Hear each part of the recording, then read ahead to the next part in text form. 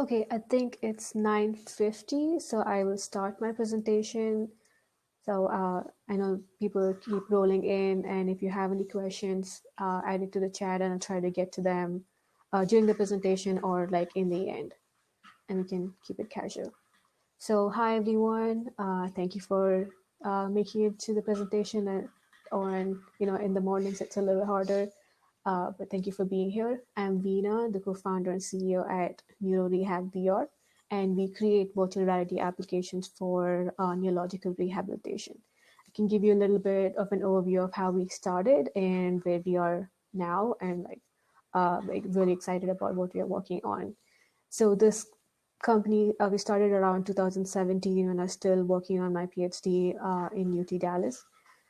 And I met my co-founder who owns a clinic, actually a neurological recovery center. He started that center because his son actually suffered a brain injury it's been about 5 years now. And he needed to have one of this systems that you see in the picture. It's called a Locomat system by Hokoma. It's a gait training system for being able to learn how to walk again. And his son is about 6'2", so he's a tall kid, and it was really hard for therapists to hold on to him. You need at least 3 therapists to be, to hold on another therapist to help. So it was cumbersome, and he wanted to have one of these systems. But the closest one was in Houston. He is in Fort Worth, so they had to drive all the way to Houston and back. It's getting cumbersome, so he decided to get one for himself, but a private citizen person cannot have one at home because it's a medical device. So he ended up creating a clinic, and now this clinic grew, so the last 3 years grew into where it started to take other patients too. And while he was researching on VR, he kind of came about my resume online. It's funny how you meet people. And we just started to talk, and I was like, this is amazing. I've always been interested in, my research was in using VR in the medical field. I was doing different things in UT Dallas where I was working on VR for nurse training and medical simulation. But this particular niche here seemed, physical therapy seemed like it would really make, a big impact. And I was really drawn to that. And that's how we ended up working on this project. And as we started to see, one second, I'll move my presentation. There you go. And yeah, as we started to work on the project, we realized it was a much bigger problem. When I started to do some research on how many people are out there, there are more than 800,000 people who suffer from a stroke each year just in the United States, and about 1.4 million who were diagnosed with a traumatic brain injury, 60,000 people who suffer diagnosed with Parkinson's, 17,000 and spinal cord injuries, and 500,000 cerebral palsy. So it was a much, much bigger problem than we thought it was. And this is only in the United States and each year. And there's globally, there are much more people who suffer from strokes each year and then are suddenly devastated, and you're in a wheelchair, you're trying to get back to your functionality. And there is hope for all of these people. We rely heavily on the concepts of neuroplasticity, which suggests that your brain does have the ability to recover from an injury, but that is the healthy parts of your brain that are not damaged can take over the functionalities of those damaged areas, but it requires extensive physical therapy and cognitive training. You really have to work hard on it to form those synapses again and those neural pathways that you lost during the injury. But you really require physical therapy for this. But in the United States and everywhere else too, physical therapy can be very expensive, and going to the clinics, usually clinics are very far and apart. And when somebody with an injury, they are not able to drive anymore, somebody has to drive them there to the clinic. And on most days, because it's an incident that happened, and some people are living with it for a while, but for some of them, it's a drastic change. They don't really want to go to therapy. They just stay in bed. And then when they do get to the clinics for physical therapy, it can be tedious. It can be boring. People don't want to do it. And then it's just really hard to motivate themselves. So for our solution to this was, let's make it more fun and engaging and leverage these concepts of neuroplasticity, so we can create these evidence-based, fun and engaging, motivating therapies. And our company is located inside this clinic, and that helped us tremendously. So we could talk to the physical therapists every day, talk to our patients every day, and sometimes they tell us what they need and we create it for them. So I kind of started off really small, just being inside this clinic. And as we started to build on the projects and getting feedback from our patients and therapists, we realized that, you know, what they were looking for was something that's fun and engaging. And that's what we can do with VR. We can transport them, one, to a totally different space. Maybe they could be, you know, like I said, they could be in space, or they could be on the beach, or in the grocery store if that's what they actually want. Because one of our patients actually wanted to learn how to go back to the grocery store and being able to buy things again. So we have visual feedback, we have tactile feedback from the controllers, we have sound feedback, which truly immerses these patients in the virtual environment, and they feel like they're transported to a new place. Second. And when this happens, when they're not on these four walls of the physical therapy clinic, which is probably bland, when they're totally immersed in a different space, they feel like they can do, they forget about their inhibitions, they forget about what they cannot do. And we've seen them do more. They forget the bias of their diagnosis and their inabilities and inhibitions. And we've kind of seen patients do a lot more, and that's amazing to watch. And the other thing that we started to notice was they were more motivated, especially for some of our patients who are competitive. They try to, you know, beat their previous score. They want to come back to that same exercise or application that we built and get to the next level, and then maybe even beat the score of their fellow patients. And the one thing about neuroplasticity and trying to get back your function is repetitiveness. So doing repetitions is very, very important, but those repetitions can become very boring if you're just, you know, told to do this motion 100 times and you don't want to do it, you're not concentrated on it. But in a virtual world, we can, you know, give you a timer, you have to finish that many repetitions in this amount of time, and people are really motivated and they want to beat the game or what they're working on.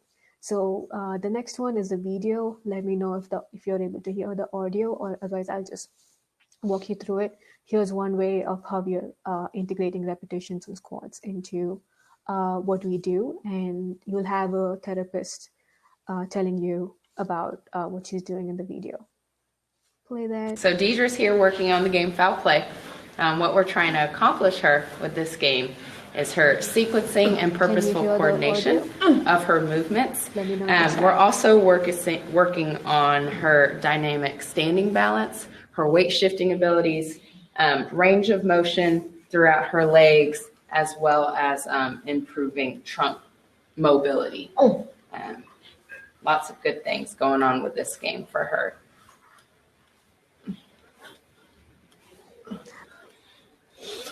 I use this to get in some squats myself. Right now, I'm using our applications that we create because, you know, when you're working from home and not being able to go into the gym, and our therapists use it with our patients and also our kids to be able to, you know, and with VR, the good thing is if we create the application, but our physical therapists, I think somebody asked the question, Allison, when I mean therapist, I do mean licensed physical therapists. So we have doctor of physical therapists, PTs and PTAs, and also techs at the clinic who work with us.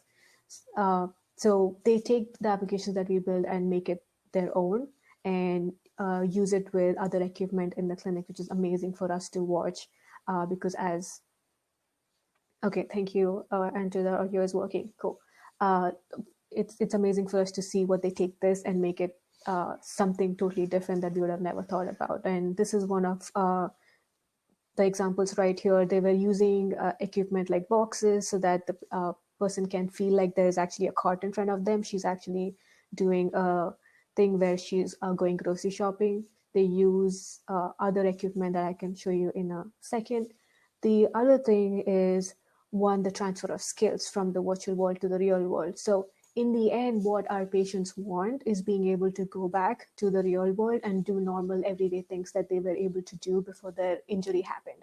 For example, is grocery shopping. So we had one of our patients who was like, she would love to go back to the grocery store with her grandkids and be able to grocery shop again. And we were able to do that because there's a lot of research that shows that there's very good transfer of skills from the virtual world to the real world, because we're using the same kind of motions, we're simulating the same exact environment that you would be in the real world, and it has worked really well for us.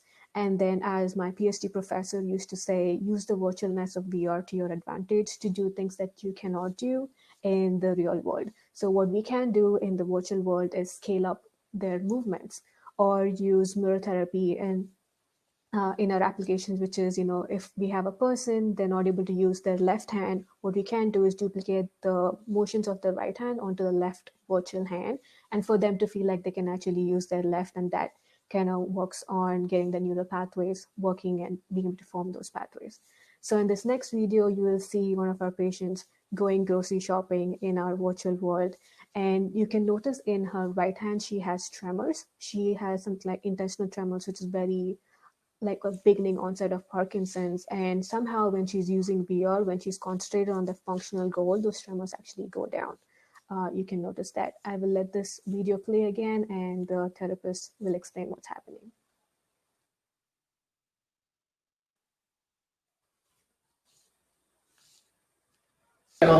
So we have Virginia here participating in VR on the OmniStand. So what's really cool about incorporating both of these things together, in the OmniStand I can control how far she is anteriorly, posteriorly, or laterally displaced. So it's challenging her dynamic standing balance while at the same time working on her functional reach with incorporation of the VR. So we're able to take her to the side, have her reach forward, have her reach backwards, in all different planes to challenge that, so it can correlate later on in the community when she's actually at the grocery store. What's also good is that we've noticed her tremors in her right hand have significantly decreased as well with using this gaming on VR. So it's been really helpful implementing this in her treatment planning as well. Good job, Virginia. Hold. You had it right there. Right there. Good. Back in the cart. Nice. Hold it. There it is. All right. Looks like the bottled water's next. Find it on the shelf. Just find it. Keep it.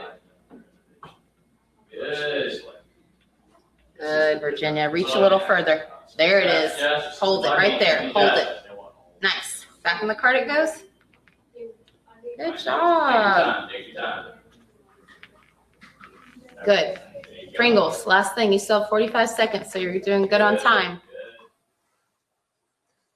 I would like you to notice a couple of things that happened in that video. One, you would see she had tremors in her right hand. When she was doing VR, it did go down a little bit. And then we've seen that there is a little bit of retention after too, as he keeps doing it more. And then you'll see how they were using the OmniStand, which is a piece of equipment that most physical therapy clinics have, and they were able to incorporate that. So they're able to work on their, standing balance. They're able to work on what if you move them left or right, because that happens a lot, in the real world. You have to keep your balance. They can work on that. And also in the same time, you have better, there's cognitive load where she's also standing, but she's also working on her reaching. These are things that most of our patients are really apprehensive about doing, and that's why they go to physical therapy, being able to get away from their center of gravity and actually reach forward or reach back, reach to the side. And these are all things that they can practice in this setting very safely and get that confidence before they go into that real world. And that's what we love working with these patients, and that's how our therapy applications are helping our patients. And the other thing that we have seen is we didn't actually start with using VR for pain and distraction. We started with VR for physical therapy because that was our motivation and that's what we wanted to do. But we realized later there is so much research out there that shows VR really works well for distracting you from pain. There's a lot of research that shows that it decreases pain by almost 50%, and there is retention after you're out of the VR headset too. With our patients in the clinic, we realized this was, when they come in, sometimes, they have a sore shoulder, they were, or they have pain in a different part of their body.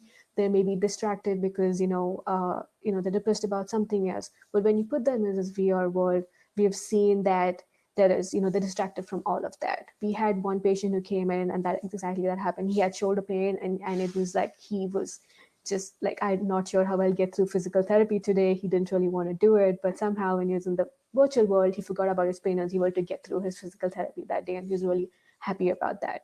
And I've seen that happen to me too. When I go to the gym one day after a wrong time and I'm sore, but when I'm playing VR, like I totally forget about it and I'm like, I'm fine.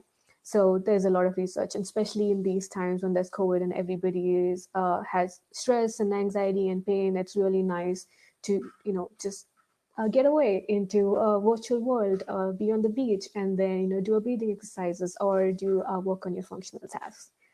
With Julie Hall, we actually these are research points that we actually want to work on, and we do not know what's causing the decrease in tremors. It could be that they're actually concentrated on their goal, because what she has is involuntary, unintentional tremors that just happens without you know she's not doing it. So that could be why, because she's more concentrated on that functional goal. When she has control of her hand better, maybe it goes down. So we haven't done like research, so I can't really for sure tell you why it's happening. And then you would know, when it comes to games, our pediatric populations loved VR, and they still do.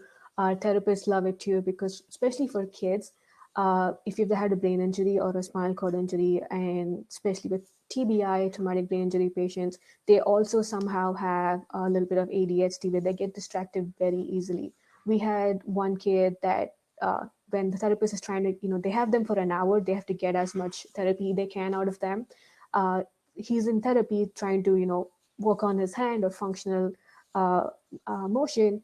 Then somebody walks by in a red shirt, he gets distracted, and the therapist has lost that kid's concentration right there, and it'll take him another few minutes to get him back to where he was.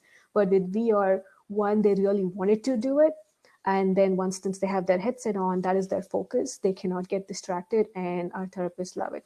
So in the end, what they started to do was they were able to get the kids in, do their warm up, do some of the functional tasks they wanted to get out of them, telling them that if they do this right and they do it on time, they will have 20, 30 minutes of VR in the end. So for them, it was used as a reward system.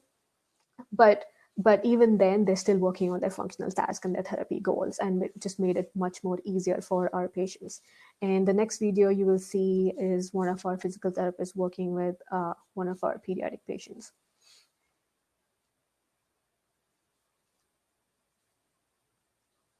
When you add a task, you put a patient in the VR world, we see improved performance with standing balance. She's doing much better right now with this than she would be if we were just standing stationary doing nothing, just trying to count and watch the clock. So it's a big motivator, and it makes therapy fun, because the big thing with pediatrics is trying to get the most out of them for an entire hour, sometimes 2 hours. So this is an easy way to do that. Wait, what's that, Chris?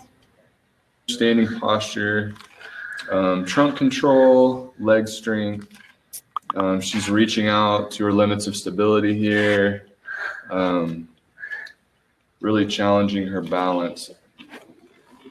Sit down. Pop up quick. Good. Like, she doesn't come up that fast when we're not in this. So she gets excited and pops up fast. Because we're working on power with her, like rate of force production. The other way, to your left. Good. If you didn't get that, he said she doesn't come up that fast if she's not in VR, because she takes her own time, or it's really hard for her to come up. But now she wants to get back into the game, so she's comes back quicker, and she's excited about getting back into it, because if she stands, she can continue working in her game, and that's something that they're working on with that's one of their goals, is to be able to work on power, and how fast she can get up and sit down is one of the goals that they're working on. So it works perfectly. Take a step forward. Together. Good. Take a step back. Left leg. Cool. So that's working with one of our pediatric patients. So just going back to the research again, that there is a lot of research out there. We together we're also working on, or we have tons of case studies that show VRS works really well with our patients. And then I just wanted to touch upon this one particular research with the second one that you can see. They work with 15 trials involving about 341 patients where VR was replaced uh, some or a standard rehabilitation. That's kind of what we do in our clinics too. VR is added on for the conventional, and then we have seen a lot of results. So there's increases in walking speed, that balance is getting better, that having better mobility. And then when we come back to the normal PT assessments, there's improvement in their motor function, Wolf motor test, which is for function, box and block test, and other measurement impairments. So we also have a lot of case studies, and you can go to our website. There's a research tab where you can find more research if you're interested in that. The other thing that we do with our application is we're able to track or the range of motion of our patients, how they're doing, the metrics inside our games itself, and then so that we're able to show them the progress that they're making.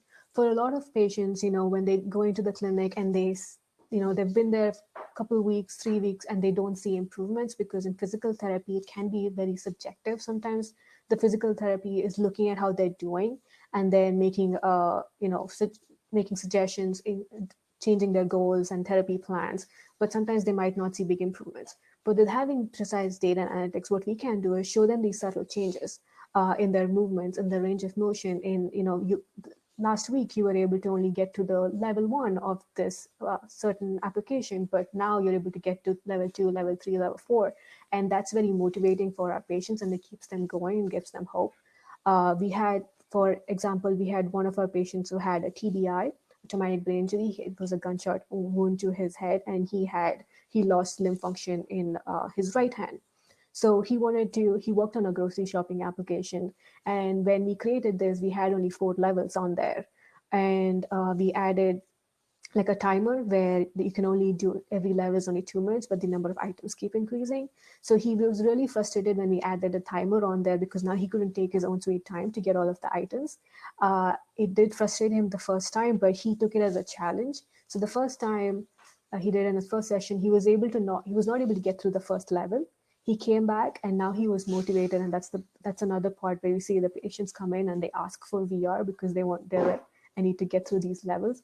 And the second time he was able to get to the first level, and by the third or fourth session he was done with all 4, and we had to go back and build more levels because of that. And which is great for us. I know it's more work for us, but it's amazing to see that progress. And now he knows he's seeing that progress versus the therapist after 2 weeks evaluating them and telling them, yes, you've made progress or not. Now they're getting instant feedback, and that really helps our patients keep them motivated and keep going. And this data analytics is a big part. And you can also use this, especially how the whole therapy, physical therapy and CM is going. They want more quantitative measures instead of qualitative measures. So now, even for if you're a physical therapist, or if you are a part of a hospital, you can get this quantitative data to show that the patient is making progress instead of and that they're having a good experience too. And so, just giving you a little example, we've seen, now they're able to precisely track the progress with the data analytics, both the patients and the therapist. We've seen increases in range of motion from like 20, there's more than 25% increase with, a certain number of sessions. And they're able to hold their balance better and have better core control. So if you go back to the video of one of patients working on the grocery shopping applications, now we are able to simulate that. How would it feel if she's going forward or backwards, or reaching out or reaching in out? They're getting that. They're more motivated, and they have more hope, and they work on their balance and core control.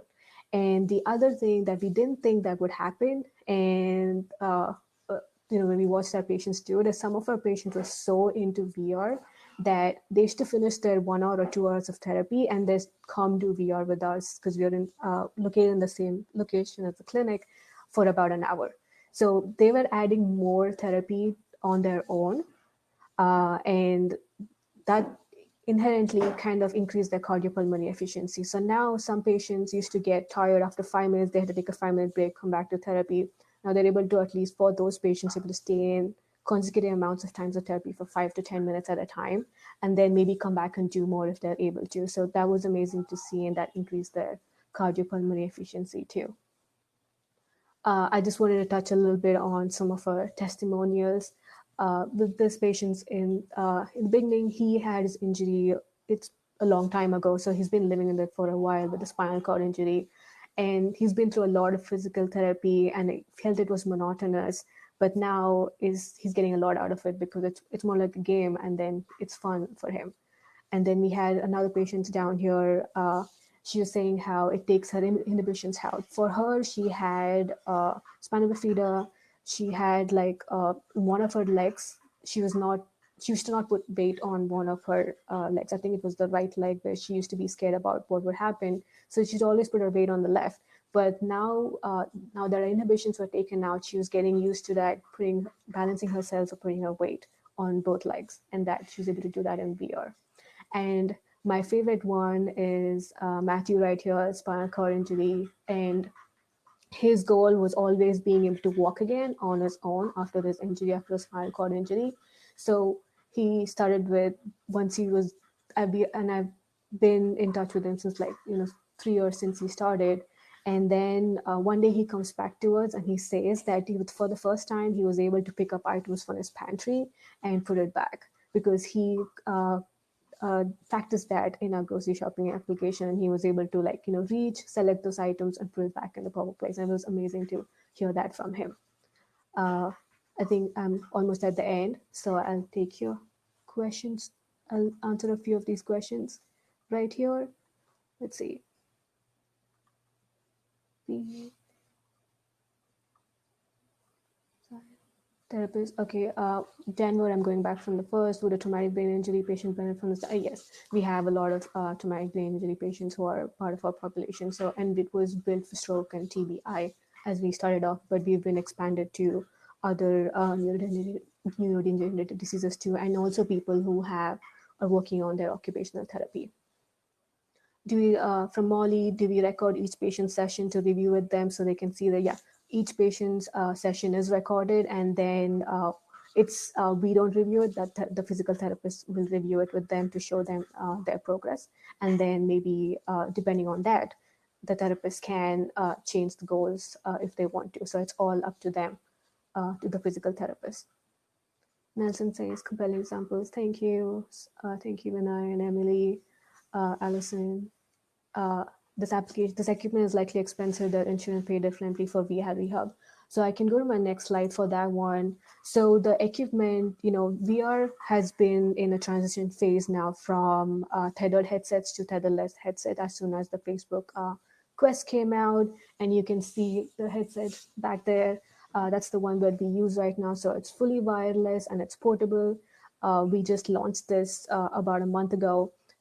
So it comes with the headset and then a tablet, and you can do all the exercises that you just saw in the examples. We distill that into just these two pieces of equipment. So you can use it on a patient's bedside. They could be sitting in bed and then working on their physical therapy, or they could be in a gym setting like a physical therapy clinic and also work on it standing up, sitting down. It makes it very easy for therapists and also the hospitals. Such important work. Where are you commercialization wise? Are you working with real patients getting paid? From Sarah. Yes, we are in about, I've lost track. We're in about like 13 different states in the United States. We most of them have our older system. Now we're transitioning to our newer system, which is the wireless product. And we are you working with yes, we are working with real patients. We are an FDA registered medical device. Did all of that last year and getting paid, yes. For we only we don't get paid by insurance directly. Our therapists do. So I think I'll be hitting on another question here. The physical therapy for VR is not paid differently, but you can use the same codes, which are called CPD code, ICD-10 codes that they use for therapy. And our therapists and hospitals are being paid using those normal physical therapy codes, but saying we are using VR for this. So that's been going fine. From Vinay, Julia, I already spoke to you about a question from Vinay. Can the therapist see the desktop screen how the patient is doing on the task? Yes. So therapists can see the desktop screen. In our previous system, they could see it. Even in our newer system, they will see what the patient is doing on the tablet. So it's casting uh, a video to what they're doing. So they can also control the headset using the tablet too. So they can launch a new application. They can make it with some of our apps. You can decrease or increase the intensity of the therapy application itself, and the therapist has full control. You can also do all of that inside the headset too. So there's different ways of controlling both the headset and the tablet. From Rick, is there any worry that patients sometimes are over motivated or move too quickly? That's why we have the physical therapist. Patients do usually know what their limits are, especially when it comes to cardio. You know, they can stop anytime. But sometimes physical therapists are also trying to push them because, you know, patients end up being in that comfort zone of this is what I can do. And physical, when they come to a physical therapy clinic, especially, you know, therapists who are actually trying to get to their goals, they want to make sure they're doing things standing up. They want to make sure that they're working on their cardio. So we've not had the case of them being over motivated and move too quickly because we already had a physical therapist around to make sure the patient is safe. Sarah Mitra, would it be helpful to put the patients on traction so they don't fall? Yeah. So it's definitely always helpful to have physical therapists. They use gait belts so that they can hold on to the patient. We also have a collaboration with Gorbel, which creates an overhead harness system. So you can add them into an harness also. So that way they know they're never going to fall. They're always safe and they can work on the intensity of their training. So actually push themselves a little more. So and our physical therapists also use equipment in the clinic to be able to help them stand. So all our applications and our the exercises can be done sitting down or standing up. So it depends on what the therapist and what the patient wants to do. Robin, that's great motivation point. Thank you. While I'm not sure if I'm saying your name right. I see this with data analytics as a great tool to improve and innovate physical therapy. Thank you. Allison. Okay. Uh, I've been in PT for the last 2 years and now hopefully ending soon. So boy, with my time at home at work because of lack of making it interesting to me. We can make it interesting with our product. Allison, you notice the therapist is doing little input. Yeah. So that's the other thing. So if you have, you know, if you're in the physical therapy industry, you probably understand this. You know, you have the doctor of physical therapists, you have the PTs and the PTAs with the assistants, and then you have the techs, which are so the physical therapist and the DPT can set the goals for the patients and then give it to the PTA to make sure that the therapy is dispensed to the patient properly, and then the goals are being reached. So with this system, there is a little bit of a hands-off approach where you can have a tech around or a PTA around, making sure that the patient is safe, but there is a less input from the physical therapist too, because you know that the patient is immersed in the VR world. They know what they have to do. They have their goals inside the world, and they can go on. And we've seen the patients go back and replay and play on any of the applications that they like. So it kind of gives a break even to the physical therapists. They can work on their notes, and physical therapists, like I have a lot of respect for them because their job is not easy. They have to most of the time take on the weight of these patients, help them move, walk them, or roll them. So it's a very physically demanding work, and us being able to take that off a little bit from them, we're always happy to do that. Molly question, how do you prepare them for the experience so they don't get motion sickness? How did you adjust your treatment for them? So what we usually do is, one, we have contraindications. So if there are patients who are prone to nausea and dizziness or on any kind of seizure medication, we don't let them use VR. But other than that, we kind of start off with experiences that are less stimulating for the brain. So mostly in a sitting down position, put them in an experience where there's not really a lot of physical elements to it, but something that they can look around and watch, something calming, and then kind of increase that cognitive load from there.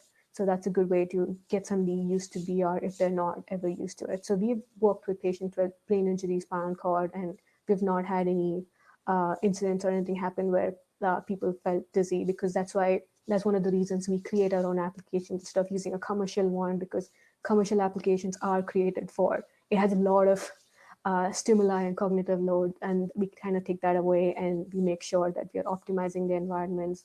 We are making sure that it's not too much stimuli, not too many colors, not too many things going around that they would get overwhelmed.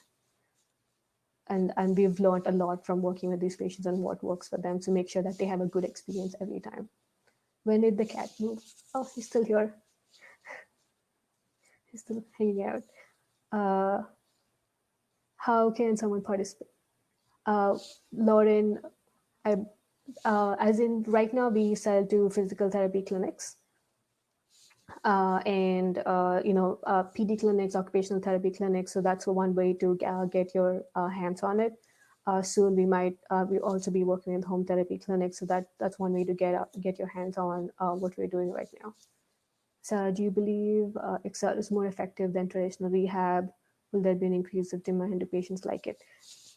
We've had an increase in demand somehow after COVID because it's much more easier on the physical therapist. They want something to keep the patients motivated and keep coming back to therapy. And there's definitely been an increase in VR, and patients definitely like, that's one of the reasons they keep coming back to it. Ashton, I miss you too, Ashton. Molly, the cat and stuff. Not sure when he came back, if he left. And looking back, excellent presentation. Okay, I think I got through all the questions. Let me know if anybody has any more questions. I am actually done with my presentation. Happy to take any more questions. Yeah. He has a great presentation, Vina. You do such interesting work. It was really cool to see all that. And yes, go to Ashton's next. Yeah, Ashton Kennedy from Groove Jones is up next. Groove Jones is a really cool agency based out of Dallas. They do a lot of VR, AR content, installations, production. Let me see if I can link their website.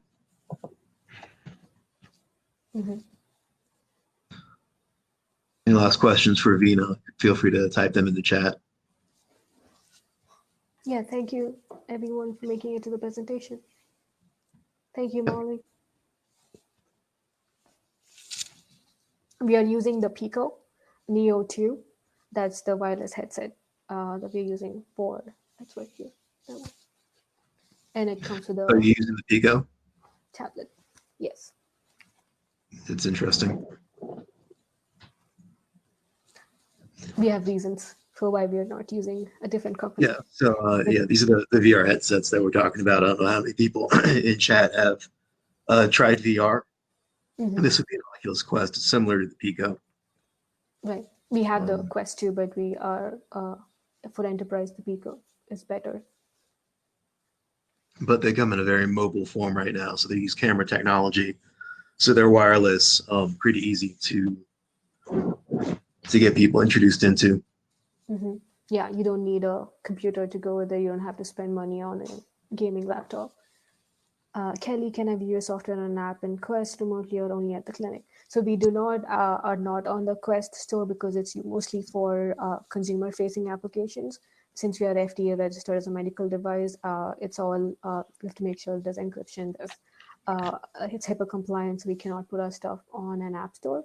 It's usually right now at the clinic. You can reach out to me and I can tell you what clinics we are at. So if you're interested in seeing them, you can see them that way. Usually we go to trade shows, and I think last year, probably in the Dallas Startup Week, we just haven't been to in-person events lately.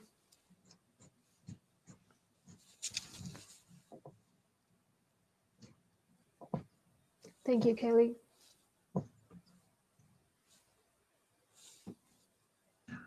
Okay. Yeah, thank you very much, Vina. Great presentation. Stay tuned, guys. This session's about to end, but at 10:45 we have Ashton Kennedy speaking about virtual augmented reality. Okay. Awesome. Thank you, everyone. Thanks for showing up, guys. Have a good day. Bye.